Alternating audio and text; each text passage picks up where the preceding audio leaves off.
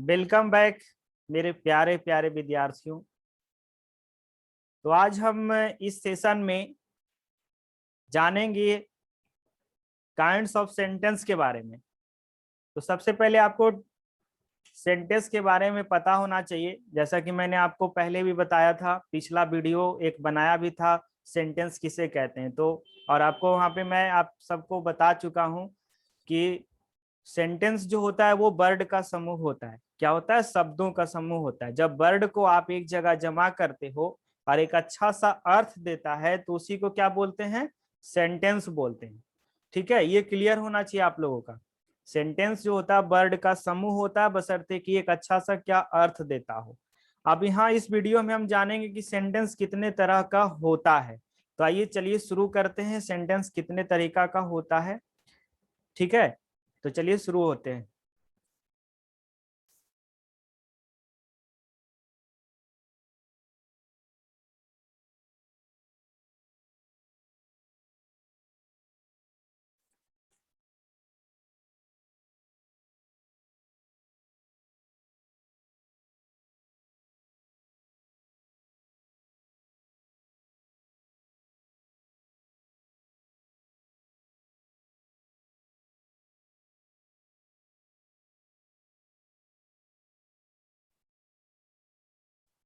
तो देखिए मेरे प्यारे बच्चों, यहाँ पे लिखा हुआ है काइंड्स ऑफ सेंटेंस, मतलब सेंटेंस का प्रकार। तो सबसे पहला यहाँ पे लिख रखा है डिक्लेरेटिव सेंटेंस, और फिर इंपरेटिव सेंटेंस दूसरा आपका लिख रखा है, तीसरा आपका इंट्रोगेटिव सेंटेंस, और चौथा आपका क्या है? Exclamatory sentence. लास्ट एक आपका आता है ऑप्टेटिव सेंटेंस। तो इस प्रकार से टोटल सेंटेंस के कितने प्रकार हो गए? 5 प्रकार हो गए। याद रखेंगे सेंटेंस का टोटल कितने प्रकार? 5 प्रकार होता है। जैसे पहला आपको डिक्लेरेटिव सेंटेंस नजर आया। एक बात और याद रखेंगे आप लोग, डिक्लेरेटिव सेंटेंस को असर्टिव सेंटेंस भी कहा जाता है। ठीक है, क्या कहा जाता है इसको? Assertive sentence. तो ये भी बात आप लोग को याद रखना है, डिक्लेरेटिव सेंटेंस को असर्टिव सेंटेंस के नाम से भी जाना जाता है। तो असर्टिव सेंटेंस अगर आपको कहीं पे लिखा मिले तो आप कंफ्यूज में नहीं होंगे कि ये कौन सा सेंटेंस है, ये अलग सा। ठीक है, तो यहाँ पे चलिए अब जानते हैं विस्तार से, हम लोग एक एक कर करके सभी के बारे में जानेंगे कि डिक्लेरेटिव सेंटेंस किसे कहते हैं। तो देखिए यहाँ पे आपको दिखाई पड़ रहा होगा, लिखा हुआ है डिक्लेरेटिव सेंटेंस। और डिक्लेरेटिव सेंटेंस का होता है एक और दूसरा नाम जो असर्टिव सेंटेंस, यहाँ पे आपको दिख रहा होगा, जो कि मैंने आपको पहले भी बताया। अब देखो इसका हिंदी क्या होता है, डिक्लेरेटिव सेंटेंस या तो फिर असर्टिव सेंटेंस का। इसका हिंदी होता है कथात्मक, या वर्णनात्मक, या स्वीकारात्मक, या तो फिर घोषणात्मक। मतलब क्या हुआ? ऐसे सेंटेंस में क्या होता है ना कि हम अपने बातों को क्या करते हैं? हम अपने बातों को क्या करते हैं? व्यक्त करते, वर्णन करते हैं। तो मतलब ऐसे सेंटेंस जो हम अपनी बातों को क्या करें? व्यक्त करें, एक कथा के रूप में या एक वर्णात्मक के रूप में। ठीक है, तो उसको या तो ये घोषणा के रूप में, किसी को मतलब क्या दे रहे हैं? इंफॉर्मेशन के रूप में। तो मतलब ऐसे सेंटेंस जितना भी रहेगा तो वैसे सेंटेंस को क्या कहेंगे हम? असर्टिव सेंटेंस कहेंगे। ठीक है, डिक्लेरेटिव सेंटेंस। जैसे कि देखो आपको यहाँ पे फिगर में दिखाई दे रहा होगा, फिगर में आपको यहाँ पे क्या है? एक मतलब 5G टेक्नोलॉजी के बारे में बताया जा रहा है। और 5G टेक्नोलॉजी आप लोग को पता होगा, जैसे कि यहाँ पे देखो सेंटेंस को, सेंटेंस में क्या लिख रखा है? 5G technology is the 5th generation mobile network, है ना। 5G टेक्नोलॉजी क्या है? मोबाइल नेटवर्क का 5वां जनरेशन है। तो अभी इसका टेस्टिंग भी चल रहा है, आप लोग को पता ही होगा। 5G generation. ठीक है, अब तक मोबाइल से हम लोग वीडियो कॉलिंग बात कर रहे थे, अब ऐसा मोबाइल आने वाला है जिससे हम मोबाइल से सारे चीज को कंट्रोल कर सकते हैं। जैसे अपना फ्रिज को बंद करना हो, या डोर को बंद करना हो, या कार का दरवाजा बंद करना हो। ठीक है, एक्सेट्रा वगैरह बहुत सारा, एसी वगैरह सब सब सब ऑपरेट हो जाएगा आपका मोबाइल से ही। ठीक है, तो ये सारे क्या हो गया आपका? यहाँ पे डिक्लेरेटिव सेंटेंस है। डिक्लेरेटिव सेंटेंस आई होप आपको समझ में आया होगा। चलिए आगे और जानते हैं इसका और भी विस्तार से। यहाँ पे देखो लिखा हुआ है क्या? डिक्लेरेटिव सेंटेंस का जो है ना, याद रखना एक चीज और, डिक्लेरेटिव सेंटेंस का जो अंत होता है, ये अंत होता है फुल स्टॉप से। वैसे सेंटेंस का जो है ना, डिक्लेरेटिव सेंटेंस जितना भी रहेगा या असर्टिव सेंटेंस, उसका अंत जो होगा फुल स्टॉप से होगा। जैसे कि यहाँ पे देखो 5 सेंटेंस दिया हुआ है, अब पांचों सेंटेंस का क्या है अंत? क्या है? देखो फुल स्टॉप से। सभी सेंटेंस के अंत में क्या लगा हुआ है? फुल स्टॉप लगा हुआ है। ठीक है, तो देखो पहला सेंटेंस में क्या लिखा है, पहला सेंटेंस में लिखा हुआ है I like Ravi and Uday but I like Ranjan the most. ठीक है, दूसरा सेंटेंस में लिखा हुआ है I left on time but couldn't reach early. ठीक है, दूसरा सेंटेंस ये कह रहा था। अब देखो तीसरा सेंटेंस क्या है, he is the best person I have ever found in my life.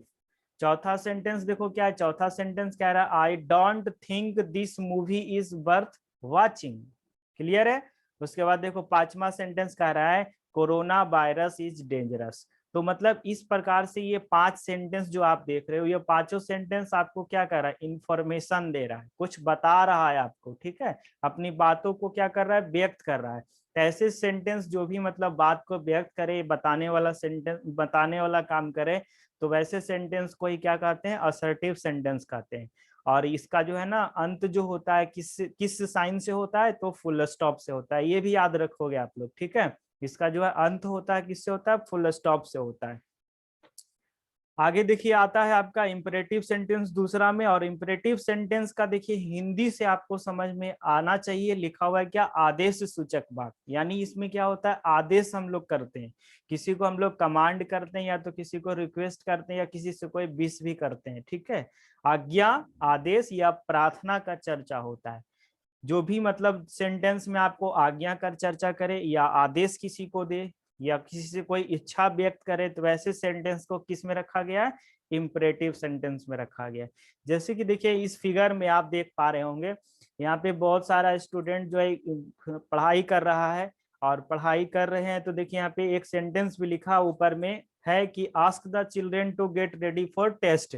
मतलब क्या, बच्चों को कह दीजिए कि वो मतलब टेस्ट देने के लिए तैयार रहे। तो मतलब क्या हुआ, मतलब ऑर्डर कर रहे हैं ना, कोई प्रधान अध्यापक जी आए हैं और वो मतलब क्लास टीचर को बोल रहे हैं कि बच्चों को कह दीजिए कि वो टेस्ट देने के लिए तैयार रहे। मतलब प्रधानाध्यापक जी का आदेश है। ठीक है, क्या है, ऑर्डर है या कमांड है। ठीक है, तो जब भी ऐसे सेंटेंस आएगा जो कमांड करे, आदेश दे, या तो भी प्रार्थना करे, तो वैसे सेंटेंस को क्या बोलते हैं, इंपरेटिव सेंटेंस बोलते हैं। चलिए आइए और देखते हैं इसका विस्तार से।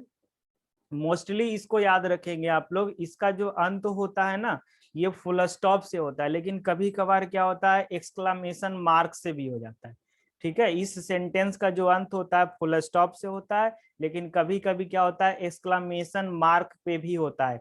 एक्सक्लामेशन मार्क कैसा होता है, इस तरह का है ना, जैसे देखो यहाँ पे लिखा हुआ है एक्सक्लामेशन मार्क आपका पांचवा वाला सेंटेंस में। तो चलिए आइए देखिए पहला सेंटेंस में क्या है। पहला सेंटेंस आपका यहाँ पे लिखा हुआ है कम हेयर, मतलब यहाँ आओ। ये क्या कर रहा है, ऑर्डर कर रहा है। ठीक है, क्या कर रहा है, ऑर्डर कर रहा है। दूसरा देखो क्या है, प्लीज कम हेयर, मतलब कृपया यहाँ आइए। या ये सेंटेंस जो है ऑर्डर नहीं कर रहा है, ये क्या कर रहा है, विनती कर रहा है, रिक्वेस्ट कर रहा है। तो ऑर्डर हो या रिक्वेस्ट हो, ठीक है, ऑर्डर, एडवाइस, एडवाइस वाला भी सेंटेंस रह सकता है। जैसे देखो तीसरा में क्या है आपका, तीसरा में डोंट प्ले विद हिम, ये आपको एडवाइस दे रहा है ना, कोई सलाह दे रहा है कि आप उनके साथ मत खेलो। मतलब ऑर्डर, एडवाइज और रिक्वेस्ट, ये 3 चीज याद रखना। ऑर्डर, एडवाइज और रिक्वेस्ट जो भी रहेगा सेंटेंस में, वैसे सेंटेंस को ही इंपरेटिव सेंटेंस कहते हैं। ठीक है, जैसे देखिए एक और यहाँ पे एडवाइस आपको मिल रहा है, क्या है, ऑलवेज स्लीप ऑन टाइम, हमेशा समय पे सोइए। ठीक है, फिफ्थ में देखो, फिफ्थ में लिखा है you do not go there, आप वहां मत जाओ, इसमें मार्क ऑफ एक्सक्लामेशन लगाया है। ध्यान देना, इस सेंटेंस में एक और आपको चीज दिखाई पड़ रहा होगा, पीला रंग से यू लिखा हुआ है जो कोष्ठक में बंद है। तो ऐसा इन्होंने इसलिए क्या कि मतलब होता क्या है ना कि इस मतलब इंपरेटिव सेंटेंस में जो सेकंड पर्सन होता है वो सामने ही खड़ा होता है। मतलब इसमें हम जो कुछ बात करते हैं वो सामने होता है खड़ा। तो जो सामने खड़ा होता है वो सेकंड पर्सन ही होता है ना, फर्स्ट पर्सन बोलने वाला होता है, आई फर्स्ट पर्सन में होता है, और जो सुन रहा होता है वो सामने होता है, वो सेकंड पर्सन होता है, वो यू होता है। तो आप इस सेंटेंस को यू के साथ भी बोल सकते हो, और यू के साथ ना बोल करके भी देखोगे तो भी सही जाएगा। जैसे कि डू नॉट गो देयर भी बोल सकते हो, या तो फिर you do not go there भी बोल सकते हो, दोनों करेक्ट है। ठीक है, चलो आप देखते हैं इसके बारे में और भी यहाँ पे देखे लिखा है, the subject in an imperative sentence is always in the second person. हाँ, जैसे कि मैंने आपको पहले भी बताया, जो इसमें जो सब्जेक्ट होता है ना, मतलब सब्जेक्ट क्या करता, जो काम करने वाला होता है, वो होता है इस इम्परेटिव सेंटेंस में आपका कौन, जो मतलब सेकंड पर्सन होता है, जो सामने खड़ा होता है, वही आपका काम कर रहा होता है। एग्जाम्पल से इसको समझते हैं। जैसे देखिए यहाँ पे लिखा हुआ है क्या, do not go there without wearing a mask. Clear है। यहाँ पे देखो नीचे एक और सेंटेंस है, वही सेंटेंस में क्या किया, यू के साथ लगा दिया, you do not go there without wearing a mask, मतलब बिना मास्क लगाए आप बाहर मत जाओ। जैसे देखिए इस फिगर में क्या है, एक मतलब माँ है और अपने बच्ची को समझा रही है। इस फिगर में माँ जो है अपनी बिटिया को समझा रही है कि आप बाहर मत जाओ खेलने बिना, आप बाहर मत जाओ बिना मास्क लगाए, ठीक है, बिना मास्क लगाए बाहर मत जाओ। तो मतलब माँ किससे बोल रही है, अपनी बेटी से। बेटी कहाँ खड़ी है, जो सामने खड़ी है। ध्यान देना, बाहर जाने का काम कौन कर रहा है, तो उसकी बेटी कर रही है। मतलब बोल रही है उसकी माँ, काम कौन सा कर रही, कौन कर रही है, तो काम कर रही है उसकी बेटी। मतलब बोल रही है जिससे, वही काम कर रही है। यानी सब्जेक्ट इसमें जो हो गया, कौन हो गया आपका, यू हो गया। क्लियर है, अब समझ में आ गया होगा आपको। सब्जेक्ट जो क्या है आपका, यू है, सामने वाला ही, सेकंड पर्सन ही सब्जेक्ट कहलाता है इसमें। चलो आओ आगे बढ़ते हैं और आगे देखते हैं इंट्रोगेटिव सेंटेंस। तो इंट्रोगेटिव सेंटेंस किसे कहते हैं, इस पे चलिए आइए बात करते हैं। तो इंट्रोगेटिव सेंटेंस जो होता है ना, इसमें क्या होता है, क्या सबसे पहले इसके बारे में मैं बता दूं, सिंपल आपको समझ में आ रहा होगा इसका हिंदी से ही। ये हिंदी में लिखा हुआ है क्या है, प्रश्नात्मक। क्या लिखा हुआ है, प्रश्नात्मक। मतलब क्या हुआ, प्रश्न, मतलब आप किसी से प्रश्न कर रहे हो। जब भी आप किसी सेंटेंस में देखोगे कि उसमें से कोई प्रश्न कर रहा है, कोई प्रश्न पूछ रहा है, तो क्या कहलाएगा, इंट्रोगेटिव सेंटेंस कहलाएगा। और देखो यहाँ पे जैसे कि ये क्या है, एक लड़की मतलब पेपर की पढ़ाई कर रही है, पेपर पढ़ रही है ना, ये लड़की पेपर पढ़ रही है और यही मतलब इस लड़की से पूछ रही है, क्या पूछ रही है, तो देखो यहाँ पे लिखा हुआ है अंग्रेजी में, have you read the newspaper, क्या आपने अखबार को पढ़ा। मतलब क्या पूछ रही है एक लड़की दूसरे लड़की से। और उसके बाद देखो इसमें क्या क्या है, इसका जो है ना अंत क्या है, फुल स्टॉप से नहीं है, इसका अंत जो है मार्क ऑफ इंट्रोगेटिव से है, ठीक है, इंट्रोगेटिव मार्क से इसका अंत हुआ है।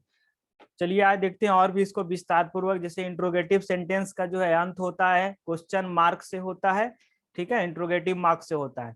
पहला देखो यहाँ पे क्या है, डू यू नो मी। पहला सेंटेंस क्या है, डू यू नो मी, मतलब क्वेश्चन कर रहा है ना, क्या आप मुझे जानते हो, प्रश्न ही तो कर रहा है। दूसरा सेंटेंस है आपका, did he come home yesterday. Clear है, did he come home yesterday. उसके बाद देखो तीसरा भी प्रश्न है आपका, how could you be so selfish. चौथा सेंटेंस यहाँ पे प्यारा सा एक सेंटेंस लिखा हो, when is he coming tomorrow. पांचवा सेंटेंस आपका यहाँ पे, व्हाट इज योर हॉबी। मतलब ये टोटल आप सेंटेंस जो देख रहे हो, ये क्या है आपका, क्वेश्चन वाला सेंटेंस है, आप प्रश्न कर रहे हो, ठीक है। तो ध्यान रखना, जिस भी सेंटेंस से प्रश्न किया जाए, वैसे सेंटेंस को ही क्या कहते हैं, इंट्रोगेटिव सेंटेंस कहते हैं। क्लियर है। चलिए अब आगे बढ़ते हैं और आगे जानते हैं एक्सक्लामेटरी सेंटेंस के बारे में। तो देखिए एक्सक्लामेटरी सेंटेंस को हिंदी में सबसे पहले क्या बोलते हैं, विस्मयादि बोधक। क्लियर है। अब इसका देखो क्या होता है ना, कि मतलब अंदर के, अपने अंदर के एक्सप्रेशन को, है ना, हम अपने अंदर के एक्सप्रेशन को निकालते हैं। जैसे जब हम खुश होते हैं, तो खुशी में भी हम मतलब कुछ निकालते हैं अपने मुंह से। उसके बाद कभी कभी हम गुस्सा रहते हैं तो उस समय भी कुछ अजीब सा आवाज निकलता है। या हैरानी रहते हैं, हैरान मतलब परेशान रहते हैं, तो उस समय भी कुछ डर सा, मतलब हैरानी हो या डर हो, ठीक है। तो ऐसे शब्द जो भी देख रहे हो याद रखना, कुछ मतलब खुशी में या दुख में या हैरानी में या डर में कुछ क्या होता है, हमारे अंदर एक अलग सा भावना क्रिएट होता है, ठीक है। और वो मतलब हम निकालते हैं अपने मुख से, अचानक से निकलता है ये, ठीक है, अपने अंदर के एक्सप्रेशन जो है ऑटोमेटिक निकलता है। इसको फिगर से देखिए समझिए, एक मतलब ये देखिए फिगर में क्या है, ये आदमी आपका पहाड़ पे देखिए चढ़ कैसे रहा है, इसका चढ़ने का तरीका देखो।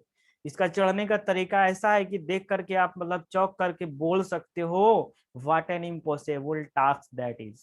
है ना, देखो यहाँ पे लिखा हुआ है, what an impossible task that is, कितना कठिन है यह काम करना। है ना, इस तरह पहाड़ पे चढ़ रहा है, तो कितना कठिन काम ही तो है ना। इस तरह पहाड़ पे चढ़ाई करना आसान नहीं है, ठीक है, बहुत हैरानी की बात है ये। उसके बाद दूसरी तरफ देखिए एक लड़की मतलब लैपटॉप में उसको शायद कुछ काम मिला है और उसे समझ में नहीं आ रहा है, तो वो क्या कर रखी है, अपने हाथ को माथे पे रख रखी है और चिंता कर रही है, दुख दुख है वो उसको, और दुखी में भी कह रही है कि इतना कड़ा काम कैसे मिल गया, ये तो बहुत इम्पॉसिबल है। ठीक है, तो ऐसे जो भी सेंटेंस रहेंगे जिसमें आपको खुशी व्यक्त करना हो या दुख व्यक्त करना हो या हैरानी या डर या जो भी कुछ हो, यहाँ इस इनमें से जो कुछ भी आप व्यक्त करना चाहते हो तो वो अंदर के जो है ना एक्सप्रेशन ऑटोमेटिक निकलता है, वैसे ही शब्द को क्या बोलते हैं आप, क्या बोलोगे, एक्सक्लामेटरी सेंटेंस बोलोगे। ठीक है, इसका और भी एग्जांपल है, देखिए यहाँ पे एक्सक्लामेटरी सेंटेंस का सबसे पहले अंत जो होता है एक्सक्लामेटरी मार्क से होता है, याद रखना। ठीक है, एक्सक्लामेटरी मार्क से होता है, इसका अंत देख रहे हो, जैसे कि यहाँ पे 10th सेंटेंस लिखा हुआ है, 10th सेंटेंस में सब में एक्सक्लामेशन मार्क लगा रखा है। ठीक है, पहला देखो सेंटेंस क्या लिखा, व्हाट अ शॉट, मतलब क्या हुआ, मतलब यह हुआ कि मतलब किसी ने छक्का मारा बहुत ही अच्छा खासा, जब छक्का मारा तो आपके मुख से, आपके मुंह से क्या निकला, व्हाट अ शॉट, एकदम अचानक से आप खुश हुए ना, खुशी में क्या बोल दिए आप, व्हाट अ शॉट। दूसरा देखिए सेंटेंस, दूसरा सेंटेंस आपका लिखा हो थैंक यू सो मच, मतलब कोई जो है आपके लिए एक अच्छा सा काम किया तो आप उनको क्या बोल रहे हो, थैंक यू सो मच बोलते हो ना। इस तरह से मतलब क्या करते हो, एक्सप्रेशन को आप निकालते हो। आगे देखो कोई चीज आपको इंफॉर्मेशन दिया और वो जान करके आप क्या कर रहे हो, ओह नो, ऐसे है ना, ओह नो, इस तरह बोलोगे। उसके बाद देखो यहाँ पे चौथा क्या, हाउ ट्रेजिक, हाउ ट्रेजिक, इस तरह। उसके बाद देखो पांचवा, पांचवा लिख रखा है क्या, नॉट गुड, अच्छा नहीं हुआ। हाउ ट्रेजिक मतलब कितना कठिन होता है इसका हिंदी। ठीक है, छठा देखो, ओह माई गॉड, ये तो बहुत ही कॉमन कॉमन सा सेंटेंस है, ये जनरल बहुत से लोग आप भी जानते होंगे, पहले भी प्रयोग किए होंगे, ओह माई गॉड। उसके बाद देखो सेवंथ में बहुत ही प्यारा सा वर्ड है इसको तो पर डे आप प्रयोग करते होंगे, कोई भी आपके लिए अच्छा से काम किया आप क्या बोलते हो उनको, थैंक यू, सिंपल से है ना, थैंक यू। क्लियर है। उसके बाद देखो एट्थ, एट्थ सेंटेंस कह रहा है व्हाट अ क्यूट बेबी, आप मतलब चौक रहे हो, क्या कर रहे हो, चौक रहे हो, व्हाट अ क्यूट बेबी। उसके बाद देखिए नाइन्थ में आपका है इट्स अनबिलीवेबल, इट्स अनबिलीवेबल, देखोगे ध्यान से आपका 10th वाला सेंटेंस में लिखा हुआ है इनक्रेडिबल, इनक्रेडिबल, इट्स अनबिलीवेबल और इनक्रेडिबल इसका मतलब हुआ अविश्वसनीय, मतलब आपको कोई ऐसा इंफॉर्मेशन मिला जिसको देख करके आपको विश्वास नहीं हो रहा था, आप बोलते हो नहीं मुझे विश्वास नहीं हो रहा, मुझे विश्वास नहीं हो रहा, तो अंग्रेजी में आप इसको बोल सकते हो इनक्रेडिबल या तो बोल सकते हो इट्स अनबिलीवेबल। ठीक है, तो ऐसे सेंटेंस जो आप दिख रहा है आपको, ये सारे सेंटेंस आपका एक्सक्लामेटरी सेंटेंस होता है। ठीक है, अब चलते हैं आगे बढ़ते हैं और आगे देखते हैं ऑप्टेटिव सेंटेंस क्या होता है। तो देखिए ऑप्टेटिव सेंटेंस में क्या होता है कि इसमें मतलब हम लोग प्रार्थना या तो फिर हम लोग क्या करते हैं इच्छा या तो फिर हम किसी के लिए बद्दुआएं भी मांग लेते हैं। ठीक है, हाँ ऐसे भी इंसान है इस धरती पे जो किसी के लिए दुआ तो किसी के लिए बद्दुआ भी मांगता है। ठीक है, जैसे देखो यहाँ पे इस फिगर में ये आदमी कोरोना पेशेंट है और ये आदमी के लिए हम क्या कह रहे हैं, प्रार्थना कर रहे हैं। ठीक है, ये प्रार्थना कर रहे हैं और भगवान से कह रहे हैं मे गॉड सेव हिम, भगवान उसे बचाए। बहुत से लोग जो मतलब इनका एंटी पार्टी होंगे, जो इनका दुश्मन हो, वो कहेंगे भले ये इसको कोरोना हो गया भगवान इसको मार दे, may God dead him. Clear, समझ रहे हो ना, मतलब इसको क्या करेंगे, मार। हाँ ऐसे भी इंसान होते हैं बहुत सारे। चलिए ठीक है, तो यहाँ पे मतलब दुआ और बद्दुआ की बात कर रहे थे हम, जो भी सेंटेंस में आपको दुआ या बद्दुआ आए तो ध्यान देना, ऐसे सेंटेंस को ऑप्टेटिव सेंटेंस कहते हैं। ठीक है, चलो आगे देखते हैं और भी ऑप्टेटिव सेंटेंस का उदाहरण। उससे पहले मैं आपको बता दूं ऑप्टेटिव सेंटेंस का जो अंत होता है वो फुल स्टॉप से होता है, लेकिन कभी कभार यह एक्सक्लामेशन मार्क से भी होता है। ठीक है, तो एक्सक्लामेशन मार्क वाला देखो पहले यहाँ फर्स्ट सेकंड और थर्ड में आपका और फोर्थ में भी आपका एक्सक्लामेशन मार्क ही लगा रखा है। जैसे wish U a very happy birthday लिखा, क्या लिखा, wish U a very happy birthday, मतलब आप जन्मदिन के बारे में, जन्मदिन का मुबारक आप दे रहे हो, तो उनकी लंबी उम्र के लिए ही तो आप प्रार्थना ही तो कर रहे हो ना। तो मतलब क्या कर रहे हो, प्रार्थना कर रहे हो, तो ऑप्टेटिव सेंटेंस में है। उसके बाद देखिए दूसरा सेंटेंस आपका लिखा हुआ है may you get a good job. ये भी आप क्या कर रहे हो, प्रे कर रहे हो भगवान से, may you get a good job. उसके बाद देखिए तीसरा सेंटेंस कह रहा है मे your team win the match today. सब आसान आसान सेंटेंस से आपको हिंदी ट्रांसलेट समझ में आ रहा होगा। देखिए फोर्थ में लिखा हुआ है गॉड ब्लेस यू, भगवान आपको सलामत रखे, है ना। फिफ्थ सेंटेंस में लिख रखा है I wish I were your manager, काश मैं तुम्हारा मैनेजर होता। आगे देखिए लिखा है छठा सेंटेंस में, आपका छठा सेंटेंस कह रहा है I wish you were at my place, काश तुम मेरी जगह होते, है ना। इस तरह का सेंटेंस बोलते हैं ना। तो ये सेंटेंस जो भी देख रहे हो यहाँ पर जितना भी आपको है सारा लिखा हुआ टोटल आपका ऑप्टेटिव सेंटेंस है। क्लियर है, ये सब, ये सारे बात याद रखेंगे आपका। इस प्रकार से जो है कि आपका यहाँ पे सेंटेंस समाप्त होता है। सारे सेंटेंस के बारे में हमने आपको बता दिया और आपको आशा करता हूँ कि सारी बात समझ में आई होगी। जिन किसी लोगों को कुछ और पूछना है तो मुझे पूछ सकते हो कमेंट बॉक्स में कमेंट कर करके, ठीक है। कमेंट बॉक्स में कमेंट कर करके पूछ सकते हो। किसी भी प्रकार का दिक्कत होगा आप हमसे बात करो और हमसे बात कर करके पूछिए, ठीक है। तो आज का सेशन जो है ना यहीं पे हम समाप्त करते हैं, फिर मिलते हैं आपको नेक्स्ट वीडियो में। वीडियो अगर अगर हेल्पफुल लग रहा है तो आप मतलब अपने मित्रों को शेयर कीजिए और उन्हें भी बताइए कि सीखें क्या होता है, ये सारे चीजें जो भी मैं आपको बताता हूँ। अंग्रेजी का नॉलेज सभी को होनी चाहिए ना। अंग्रेजी बहुत जनरल कॉमन सा जनरल लैंग्वेज है ये, ठीक है। समान इस सभी जगह बोली जाती है, पहले भी बताया हूँ मैं। ठीक है, तो फिर चलते हैं, मिलते हैं आपको नेक्स्ट वीडियो में। Okay bye, see you soon.